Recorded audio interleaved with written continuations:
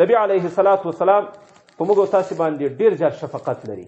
یو طرف ته راته ښیي چې فتنې را روانې دي، بل طرف ته د فتنو د بچ کېدلو دپاره تدابیر هم راته ښیي، لارې هم راته ښودلی، علاج هم راته ښودلی. د فتنو نه که غواړئ چې بچ سي، د دې دپاره 3 علاجه ده چې نبي علیه الصلاة والسلام یې ما او تا ته ښیي. اول علاج رجوع الى الله، دویم تعلق مع الله، دریم تقرب الى الله. دا 3 علاجه دي. بس رجوع الى الله څه معنا؟ د الله طرف ته رجوع کول. الله فرمایي ففروا الى الله، د ما طرف ته رجوع وکئ، یعنی د ضلالت نه هدایت ته، د معصیت نه اطاعت ته، د ګناه نه توبې ته، د ظلم نه عدل ته، د اختلاف نه اتفاق ته، د فتنو نه امن ته رجوع کول. بس همدغه ته ویل کېږي رجوع الى الله. او همدا شانته د فتنو په زمانه کې د فتنو نه ځان لرې ساتل، او د فتنو د جینو نه ځان لرې ساتل، او هغه خلک چې په فتنو کې مبتلا یې د هغو نه ځان لرې ساتل. حتی روایاتو کې راځي دا به هم ځان ته نه معلوموي چې تعریف یې ځان ته معلوم کړي چې فتنه وایي څه ته. ځکه که مازې د ځان اردسي که تستشرفه، د فتنه تا له ځان سره راکش کوي او که اخته کوي دي، د دې نه به ځان ساتي. او د فتنو په زمانه کې د مسلمانانو وایي چې کوم حق جماعت وي، اهل حق، د هغو لمن به کلکه نیسي. نبی علیه الصلاة والسلام فرمایي تلزم جماعة المسلمین و امامهم. او که داسې فتنې وي چې د اهل حقو درک نه کې لګېدې چې اوس اهل حق چېرته دي، او رهبر هم نه معلومېده، امام هم نه معلومېده، څلور طرف ته فتنې وي، بیا به څه کوې؟ بیا یې ما او تا ته لار ښودلې. په داسې وخت کې نبی علیه الصلاة والسلام فرمایي فاعتزل تلک الفرق كلها، دا ټولې فرقې پرېږده، کور کې قرار کښېنه. کوم ذمه داریانې چې دي تا دي، که هغه دنیوي دي که دیني دي، هغه سر ته رسوه، دغه دي تا کار ده. دې ته ویل کېږي رجوع الی الله. یو علاج دا ده. دویم علاج تعلق مع الله. تعلق مع الله دپاره بهترینه ذریعه دعا ده. دعا دا داسې شی ده چې په دې سره د بنده تعلق له الله سره جوړیږي. نو هر وخت کې دعا کول پکار دي. نو د فتنو په دور کې خو خامخا باید سړی د دعا اهتمام وکړي، او خاص کر هغه دعاګانې دي سړی وایي چې په احادیثو کې د فتنو د بچاو دپاره ذکر شوي. لکه نبی علیه الصلاة والسلام فرمایي تعوذوا من الفتن ما ظهر منها وما بطن. تاسې د فتنو نه پناه غواړئ، که ښکاری او که پټي. علما یوه دعا لیکي د فتنو په باره کې، جامع دعا ده. دا دعا هر مؤمن ته پکار ده چې دا زده وي، اسانه دعا. اللهم انی اعوذ بک من الفتن ما ظهر منها وما بطن. پناه غواړم د فتنو نه، که ښکاره وي او که پټي وي. دا دعا داسې شی ده. د سورې بقرې اخري 2 آیتونه چې دي، د دې آیت 2 آیتونو په باره کې راځي په احادیثو کې انها صلاة وقربان ودعاء. دا 2 آیتونه داسې دي چې د الله رحمت ته ده، او په دې سره سړی الله تعالی ته نږدې کېږي. او دا شانته دا د دنیا او د آخرت د کامیابي دپاره دعا ده. اخري آیتونه نو که غواړې چې د الله سره دې تعلق جوړ شي، دعا ډېره زیاته کوه. دا دویم علاج. دریم علاج تقرب الى الله، الله ته ځان نږدې کول. او الله ته چې سړی نږدې کېږي په 4 شیانو نږدې کېږي. اول د فرایضو اهتمام کول، فرض نه پرېښودل، که لمونځ وي که روزه وي که زکات وي که حق وي که هر شی وي.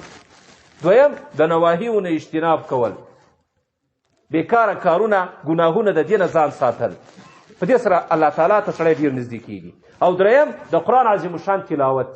د قرآن عظیم الشان تلاوت ته داسې ده که څومره زیات تلاوت کې دومره به خدای پاک ته زیات ورنږدې کېږي. امام احمد ابن حنبل په باره کې راځي الله تعالی یې وایي 99 وارې په خوب کې ولید، 30 وارې چې په خوب کې ولید ورته ویې ویل ای د ما ربه، تا ته په کوم عمل سره سړی در نږدې کېږي؟ د تا بنده تا ته چې در نږدې کېږي په کوم عمل سره نږدې کېږي؟ وایي الله تعالی راته ویل امام احمد وایي امام ده چې د قرآن عظیم الشان په تلاوت. سبحان الله. بیا وایي ما پوښتنه ځینې وکړه که یو کس په معنا پوهېږي که نه پوهېږي؟ وایي که پوهېږي که نه پوهېږي. نفس چې تلاوت کول په دې سره الله تعالی ته سړی ډېر زیات نږدې کېږي. او څلورم شی استقامت پکار ده، صبر په شریعت باندې استقامت. استقامت دا مطلب داسې فتنې وي رجوع دې مالاته کوله، تعلق دې له الله سره جوړ، خو بیا هم نه بچ کېدې، بیا هم ته پکې اخته وي. نو بیا په دې وخت کې حکم دا ده چې ته استقامت وکړه. دغه په شریعت باندې د فتنو په دور کې چې څوک عمل کوي قسمه قسم تکالیف ور باندې راځي، په دې باندې به صبر کوي. نبی علیه الصلاة والسلام فرمایي وایي خوش نصیبه انسان هغه ده چې د فتنو نه بچ وي. درې ځله وایي ان السعید لمن جنب الفتن، ان السعید لمن جنب الفتن، ان السعید لمن جنب الفتن، درې ځله وایي. بیا فرمایي وایي دویم خوش نصیبه انسان هغه ده چې په فتنو کې اخته وي خو بیا صبر ورباندې کړی وي. خو بدنصیبه انسان هغه ده چې د فتنو نه هم بچ نه وي او صبر هم نه یې ورباندې کړي. فواهن د داسې کس دپاره دی وایي افسوس دي.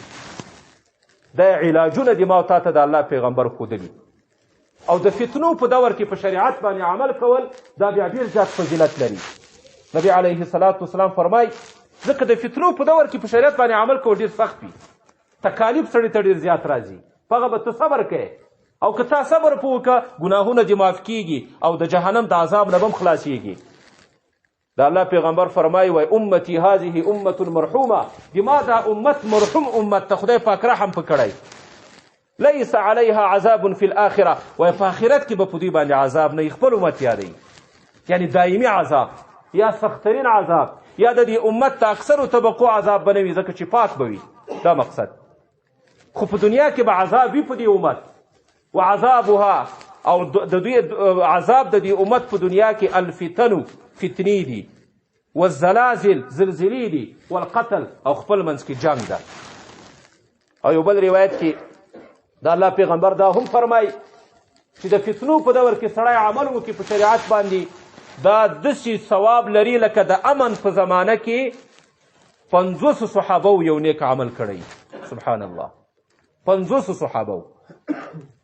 حضرت ابو ثعلبه فرمایي وای دا آیت مې د نبی علیه الصلاة والسلام مخې ته تلاوت که یا ایها الذین آمنوا علیکم انفسکم لا یضرکم من ضل اذا اهتدیتم. د دې آیت مقصد دا ده چې د خپل ځان غمه کوه. په د تفسیر پوښتنه وکړه د نبی علیه الصلاة والسلام نه چې آیا د دې آیت مقصد دا ده چې امر بالمعروف او نهی عن المنکر به نه کوو، هر سړی به د خپل ځان د اصلاح په فکر کې وي؟ وایي نبی علیه الصلاة والسلام راته ویل چې نه، هېڅکله نه. خو کله چې 5 شیان شروع سي هلته بیا د خپل ځان فکر دی بیا کوه چې 5 شیان ته ووینې. اول اذا رأیت شحا مطاعا، چې خلک بخیلان سي. دویم وهوا متبعا، د خواهش تابعداري شروع سي، خواهش پرستی دا شروع سي. او دریم و دنیا موثرة، خلک دنیا ته ترجیح ورکوي آخرت پرېږدي. څلورم و اعجاب کل ذي رأی برأیه، هر چا ته خپله رایه خوند ورکوي، د بل چا په غم کې هم نه. او څلورم ورأیت امرا لا بد لك منه، یو داسې ضروري کار دی تا و چې دغه د وجې نه تا امر بالمعروف او نهي عن المنکر نه سوی کولی، د تا قدرت نه و، ضروري کار دی. نو په داسې وختونو کې فعلیک نفسک، بیا د خپل نفس خیال دې ساته. وایي ولې؟ وایي ځکه د فتنو زمانه ده، آینده کې به چې ته کومه زمانه را روانه یې په دې کې به تکالیف وي، په دې به ته صبر کوې. او چا چې په دغه زمانه کې صبر وکړو دا وایي داسې ده لکه په لاس کې چې سکروټه اخیستي. او د داسې کس دپاره به وایي د 50 کسانو اجر وي. صحابه و پوښتنه وکړه وایي د کومو کسانو؟ وایي 50 منکم، د تاسې کسانو. لکه صحابي چې 50 صحابي عمل وکړي نیک عمل، څومره چې اجر او ثواب لري، د فتنو په زمانه کې چې دماغ د تا کسانو کې مسلمانانو کې یو کس عمل وکړي نیک، دومره ثواب لري. دا د فتنو په دور کې په شریعت باندې مستقیم درېدل او عمل ورباندې کول دا دومره فضیلت او اجر هم لري. به هر حال په دغه علامات متوسطو کې بنیادي او اهم علامه چې ده هغه د فتنو ښکاره کېدل دي چې نبي علیه